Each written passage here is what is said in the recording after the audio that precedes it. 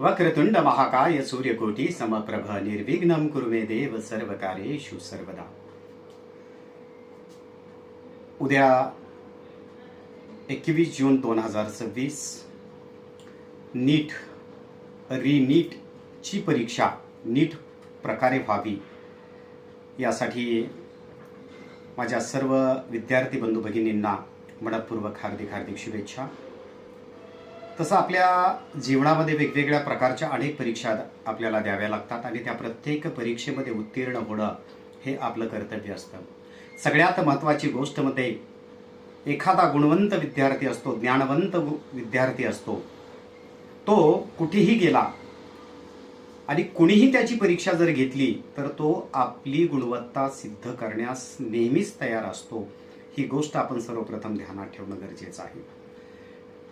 पाठीमागच्या परीक्षेचा नीटचा रिझल्ट आलेला नाही, त्यामुळे अनेक विद्यार्थी नाराज झाले, अनेक पालक सुद्धा नाराज झाले।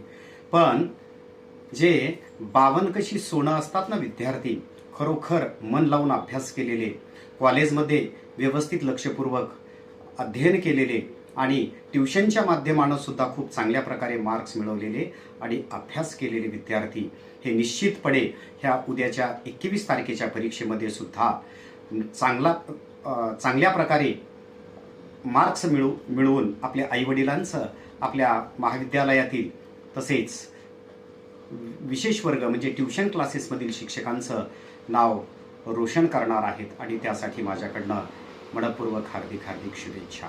आणि यू कॅन डू इट, तुम्ही ते यश अगदी सहजरित्या मिळवू शकता, हरकत नाही। ही तुम्हाला पुन्हा एकदा परीक्षा द्यावी लागत आहे। पण तसं पाहिलं तर पेपर फुटीचं आपण शालेय स्तरावर शिकत असताना किंवा जे विद्यार्थी शिकत आहेत आणि महाविद्यालय स्तरावर जे विद्यार्थी शिकत आहेत त्यांना माहिती आहे की 80-90% शिक्षक लोक आपल्या विद्यार्थ्यांना शाळेमध्ये किंवा कॉलेजमध्ये होणाऱ्या पेपर अगोदरच वर्गामध्ये म्हणा किंवा त्यांच्या ट्युशन क्लासेसमध्ये म्हणा ते दाखवत असतात।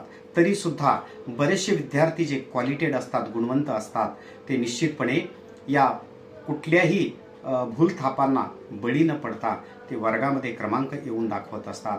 खऱ्या अर्थानं ते संस्कारक्षम, ज्ञानवंत आणि गुणवंत अशा प्रकारचे विद्यार्थी असतात। चला तर मग उद्याच्या परीक्षेसाठी आपणा सर्वांना बेस्ट ऑफ लक। धन्यवाद।